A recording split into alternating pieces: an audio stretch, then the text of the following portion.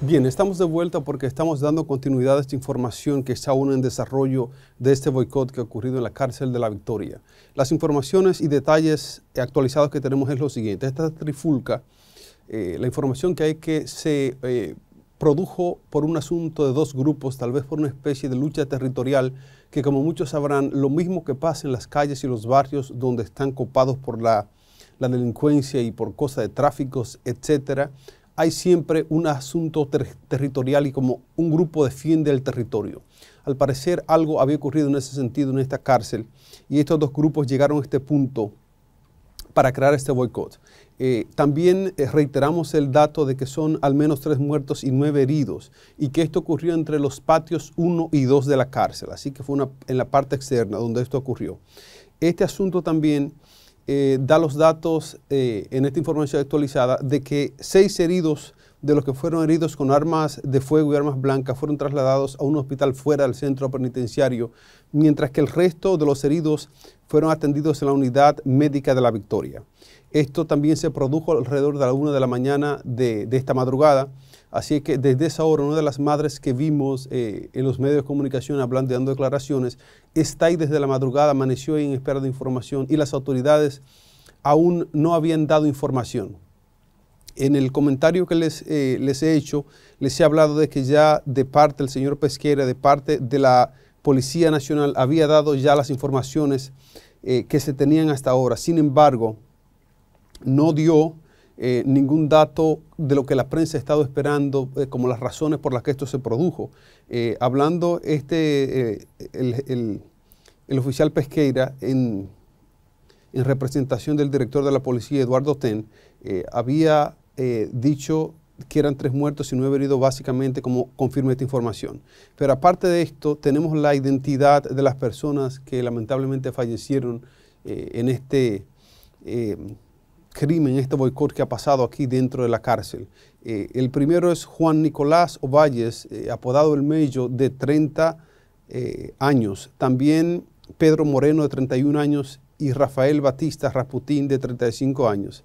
Ese es el nombre de los 3 fallecidos en este asunto lamentable que ha pasado en la cárcel de La Victoria.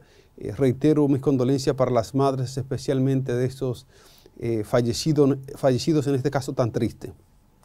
También hay otra información actualizada y es que durante el domingo donde ha ocurrido todo esto, se están aplicando el protocolo de prevención de otro tipo de crímenes como esto y de hecho se ha reforzado la seguridad tanto para proteger a los agentes que están ahí, que deben ser protegidos porque esto se puede salir de control, pero también para proteger la seguridad del resto de los presos que están allí, que ascienden al monto de 7.200 prisioneros. Así que esto es importante porque de salirse de control este asunto podría escalarse y tal vez perder más vidas. Ojalá que esto se mantenga bajo control y que tengamos la capacidad policial y que el protocolo que están aplicando sea lo suficientemente efectivo para que eso pueda aplacarse. Según hemos estado diciendo, debemos reiterar la visión proactiva de las cosas y no ser solo reactivos en relación a este tipo de crímenes que pueden ser bien prevenidos.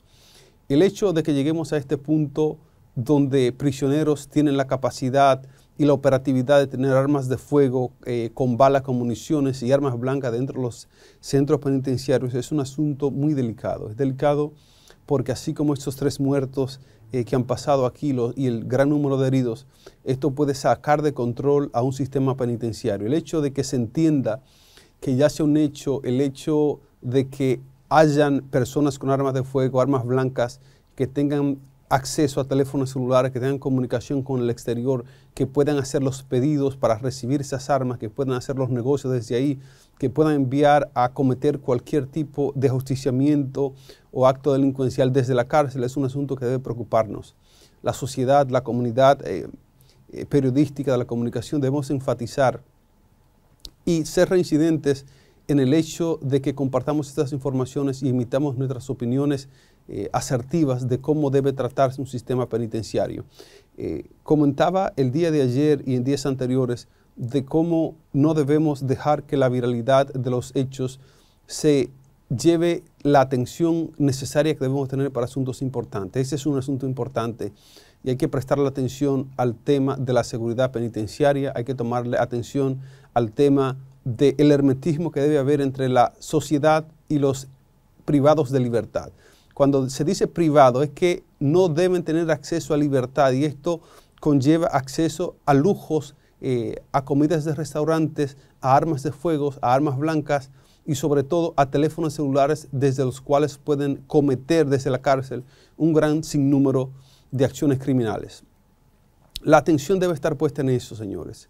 La atención debe estar puesta en lo importante. La atención debe estar dirigida a las cosas que son de bien para la nación, para la sociedad. En otras ocasiones estuvimos hablando del caso de Alexis Villalón en Baní, de cómo la gran atención de la población se fue hacia eso, cuando realmente fue un accidente inofensivo, solo por una actitud, por una cosa básicamente muy banal lo que pasó. Pero pongamos atención, señores, nuevamente. Este caso ha sido estridente, este domingo he estado copado con informaciones sobre esto, pero entendamos de que no nos llevemos del síntoma, vayamos a la enfermedad. La enfermedad de este síntoma, de estos 3 muertos y varios heridos que hay, la enfermedad de este síntoma es que las cárceles dominicanas están impregnadas de tráfico dentro de la cárcel, están llenas de armas de fuego, armas blancas, de estupefacientes, de drogas, de cigarrillos, de celulares y de todas esas cosas que no son nada bien para una sociedad que quiere mantener la criminalidad en el punto que deben de estar. Entonces es necesario que tengamos en cuenta de que este tema de que el hermetismo se mantenga en los centros penitenciarios sea certificado, este tema hay que prestar atención, más allá de lo que mediáticamente, lo que es viral y lo que es tendencia. Así es que prestemos atención, sociedad dominicana, y tratemos de mejorar nuestro sistema penitenciario y la seguridad que ahí debe permanecer. Señores, el mundo de la información no se detiene. Recién salimos del tema del matatán de Baní, Alexis Villalona. Hoy tenemos un matatán en la cárcel La Victoria. Es con el apodo de Cangrejo. Cangrejo es la persona que presuntamente cometió ese crimen garrafal que ya se han contabilizado oficialmente 3 muertos según notifica la policía y más de 9 heridos. Esa es la información oficial. Sin embargo, los familiares que inicialmente salieron a ofrecer esta información hablan de 4 muertos y más de una veintena de heridos. Una madre que muy sentidamente comenta este caso dice cómo su hijo llamó y le encomendó la vida de sus hijos a su padre. O sea, el abuelo tendría que cuidarle a los hijos porque él sabía que estaba herido y que iba a fallecer. Esto es un asunto que humanamente debe tocarnos, a pesar de que están siendo ahora privados de libertad por cualquier crimen que hayan cometido. El tema de la humanidad debe permanecer. Lo que ha pasado con estos privados de libertad es que han estado siendo hostigados de manera renuente por este famoso Cangrejo. Esta información básicamente viene condimentada con el hecho de que esta persona poseía armas blancas y armas de fuego. Tenía 2 pistolas, 2 armas de fuego con las que se perpetraron los crímenes dentro del sistema penitenciario de la prisión de La Victoria. La pregunta obvia es cómo es que un prisionero, un privado de libertad, tiene acceso a armas de fuego ahí dentro. Y básicamente, para serles sincero, en República Dominicana no es un secreto para nadie de que hay privilegios en las cárceles, de que hay personas con armas de fuego, hay personas con armas blancas, hay personas con acceso a estupefacientes, personas con acceso a alcohol, a cigarrillos y a todo tipo de cosas. Esto no es una sorpresa. Lo que sí es una sorpresa es de que estas situaciones lleguen al punto que están llegando ahora. Es un asunto complicado, sobre todo desde el punto de vista humano. Las madres, los familiares de un privado de libertad que sabe el riesgo que está corriendo ahí dentro, es un asunto que les rompe el alma a cualquiera, y especialmente a las madres, a los padres y a los familiares cercanos de los que están presos. Esto nos preocupa porque en esta llamada que le hizo uno de los heridos a la madre, él llama y le dice básicamente, el detalle es que le dice, mire, yo no salgo de esta, estoy herido gravemente, cuide a mis hijos, encárguense de lo que tengan que encargarse. Y pidieron, de hecho, otros que hicieron llamadas a sus familiares, pidieron ayuda porque se encontraban acorralados, porque se encontraban heridos gravemente, otros heridos más mínimamente, y por el susto de que ya habían más de 2 o 3 que ya estaban muertos. Entonces hay que también revisar y evaluar cuál es el proceso, el protocolo de seguridad que tienen estos centros penitenciarios, cómo es que se está evaluando el nivel de seguridad, cómo es que se están evaluando y revisando las celdas, cómo es que se está chequeando el flujo de cosas que entran y salen. Y sobre todo, nosotros como comunicadores responsables nos preguntamos hasta cuándo va a ser que este flagelo va a seguir afectando a nuestra sociedad.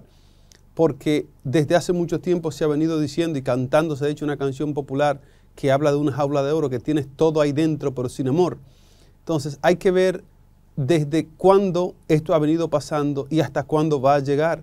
El tema de tener ahí dentro acceso a teléfonos celulares y a todo tipo de niveles de data para comunicarse con mucha gente fuera, esto está básicamente dándole una ventana de libertad a los que son privados de libertad por ley. Si es un narcotraficante que maneja sus negocios, aunque esté fuera, vía telefónica, y cae preso y tiene un teléfono ahí dentro, ¿de qué se le privó? Se le privaron tal vez de los placeres que puede tener fuera de la cárcel, pero a nivel de negociaciones, a nivel de temas de directrices, de cometer fechorías fuera, hasta de mandar a matar gente, se puede efectuar desde la cárcel. Esto debe preocuparnos.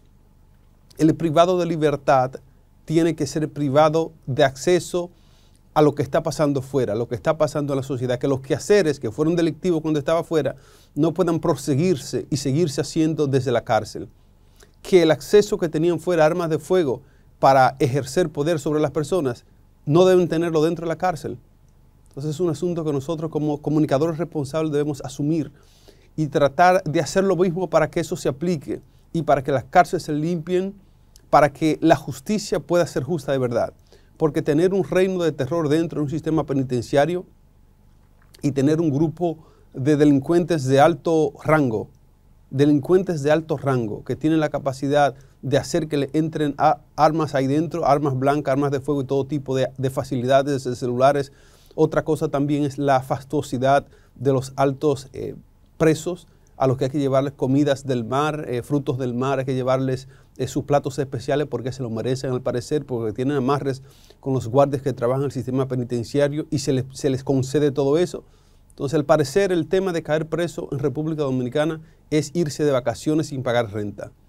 Hay que entender también de que el hecho de que tenemos un sistema penitenciario que tiene gente privados de libertad, recordarles a la población de que todo lo que se consume en una cárcel, todo viene del bolsillo de los ciudadanos. Es lo que nosotros pagamos, lo que hace sostenible el sistema penitenciario de un país.